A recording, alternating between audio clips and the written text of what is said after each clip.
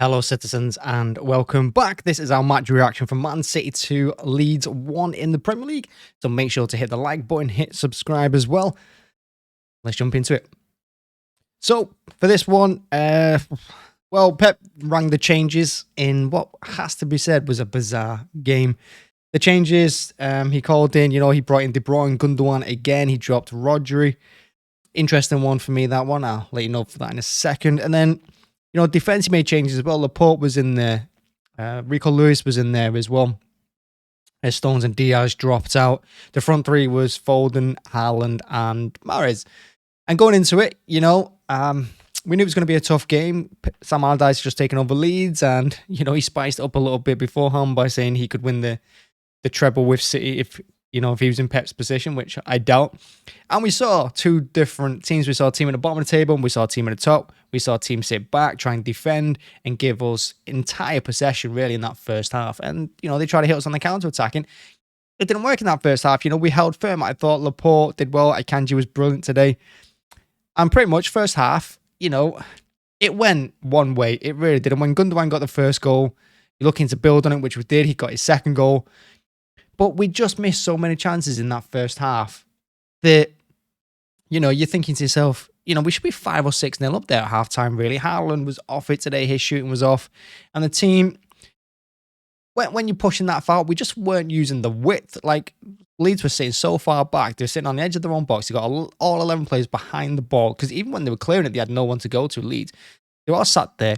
But we were playing so narrow, and that just didn't happen in the first half. It happened in the second as well. We were playing through the middle constantly. Had Haaland marked by 3-4 players pretty much for the whole game, but we're trying to play through the middle to him. The players trying to force passes to him when people like Foden and Mahrez, if they just stay out wide, we can go to them, let them get it across. And that's how the goals came along, The ball goes out to the right to Mahrez. He gives it inside to Gundogan. Goal. And that's what we needed to keep doing. But, we didn't, because when the second half came along, we just carried on playing through the middle like we were doing in the first half, and we weren't really getting anywhere. Now, Leeds weren't getting anywhere either. This looked like a Leeds team who were just intent on not getting battered in this game. Like, Allardyce sent them out there and said, look, just try and survive. Don't concede too many goals, and if we can nick a goal, great, but I'm not expecting anything from you. And that's pretty much how they played. But again, second half, we let off the pace a little bit. You can kind of understand why. In this time of the season, it's not about winning by 5 or 6 goals, because we don't need to. It's all about getting the 3 points. And it looked like the players were going through their motions a little bit. And it looked like Leeds were going through the motions as well for quite a lot of it. But we continued to try to play through the middle, and it just wasn't working time and time again. And when it did work, Haaland was missing chances. A lot of chances Haaland missed. And then we get the penalty towards the end of the game. What was it, like 5 minutes left, something like that? We get the penalty. And immediately when Foden went down, Haaland pointed at Gundogan, said, you're taking it, like immediately before it was even given. He just immediately turns to Gundogan and said, here you go, have your hat-trick. He misses, and then 58 seconds later, I think it was, I know it was less than a minute, I think it was 58 seconds, Leeds have got up the other end, taken advantage of one of the long high balls that have been pumping into our half all game, and it falls to Rodrigo, who finishes past Edison, and then it's 2-1, 5 minutes to go, and then the dread starts to set in around the stadium. A lot of fans had started to leave already. Others came back, but the nervousness scale went up all around the Etihad at that time, because City hadn't put the chances away. And it's one of the dangers you have when you have so much of the ball and you have so many chances, you don't put them away. You let a team get back into it 5 minutes ago, a team fighting at the bottom of the table, you give them a little bit of confidence, that boost. Fortunately, I think we kept hold of the ball for something like 82% possession when Leeds got that first goal back, or when they got the goal back. So we did see out the game, but it should have been made so much easier for us. We made it look so difficult towards the end. Against a team who really didn't create anything, a team that just sat there and just pumped the ball into our half every time they got it, without necessarily any game plan. I mean, they were looking for Bamford, really, and using his pace, which was bizarre through most of it. So, we got the 3 points, and like I said, at this stage of the season, that's all it's about, really. It's all about grinding out results, because we got some tough games to come. We got some tough fixtures. And this was our second to last home game of the season, so we needed to win. And we got over the line.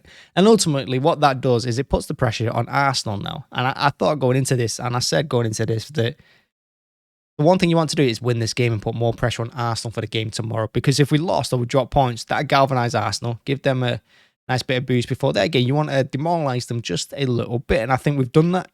With 4 points clear, You know, we'll have a game in hand after Arsenal play tomorrow. And hopefully, if Arsenal drop points, that means we'll be 3 points clear with a game in hand. And going away, I mean, you look, we've got Chelsea coming up in the Premier League. That's going to be tough. They won today.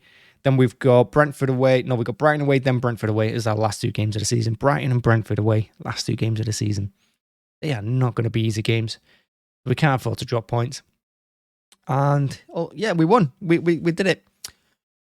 Now, as for the players, do you know, I understand the changes, and I understand why Pep made rested a lot of the players that needed to be rested. Like Rodri needs a break. I said that in the match preview. He definitely needs a break because we've got huge games coming up. If Rodri isn't 100% for those games, we don't go through Real Madrid, and we possibly don't win the league either. So we needed him. Well, who did Pep put in that position? Well, he played Gundogan there because he brought Alvarez in. So he sat Alvarez and De Bruyne in the middle with Gundogan sitting back where Rodri normally does.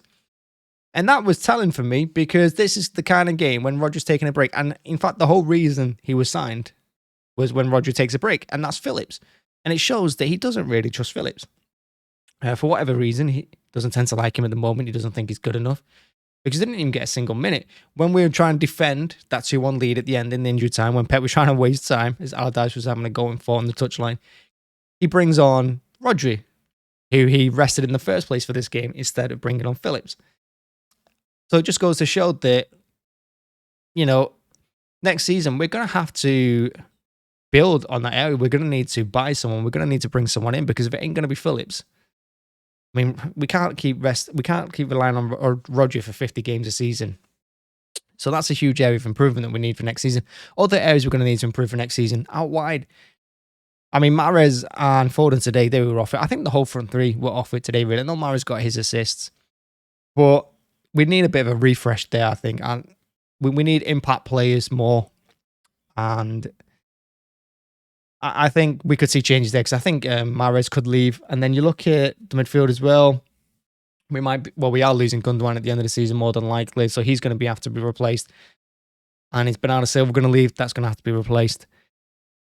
And we also need a left back as well. So this game, it kind of highlighted where we were weak a little bit, which was, you know, out wide, a little bit weak in midfield, a little bit weak at CDM as well.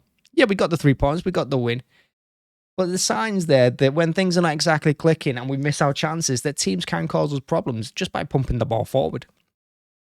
And that's what I took away from that, really. It's an interesting one. Anyway, so yeah, we're going to be in a bit of a rebuild in the summer, a little bit of a mini rebuild for next season. And look, I'm looking forward to seeing where it goes anyway, because you should always be involved in your team. But yeah, the biggest standout was Phillips not getting in the lineup, and I have to wonder why Pep signed him, really. Interesting one. But yeah, that's basically it, really. I went off on a bit of tangent there, I know, but it was just a bizarre game, really. Like, we could have been 8-0 up, and then that last 5 minutes could have ended anything, really, when Leeds were pushing us, when they put a little bit of pressure on us.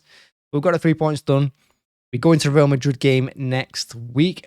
We're probably going to go into it as favourites. I think we go into every game favourites anyway. So we go to the Bernabeu. We need a big performance. And I've also said over the last couple of weeks, we still have one bad performance left in us. And I said I didn't know where that was coming, what competition that's coming in. Hopefully this Leeds performance, even though we won, was our bad performance. Well, not exactly bad performance, because I thought we played much better than them and we deserved the win. But in terms of our chances that we missed, I'm hoping we've got them all out of the way for Real Madrid. And I think that's what Haaland's doing. Just missing those now against Leeds, get out of your system, and then come strong and angry against Real. Let's see.